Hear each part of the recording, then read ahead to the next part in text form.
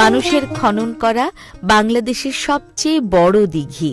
এটি দিনাজপুর জেলার তেজপুর গ্রামে অবস্থিত। রামসাগর দিঘির আয়তন প্রায় 4,47,492 বর্গমিটার এবং গড় গভীরতা 10 মিটার।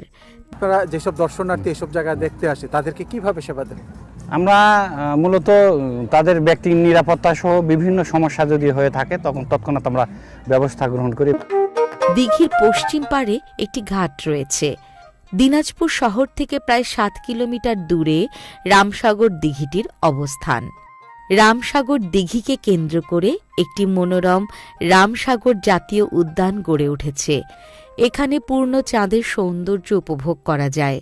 ইতিহাস থেকে জানা যায়, পলাশী যুদ্ধের কিছুকাল পূর্বে রাজা রামনাথ পার্শ্ববর্তী গ্রামগুলোর পানির চাহিদা পূরণের জন্য এই দিঘিটি খনন করে।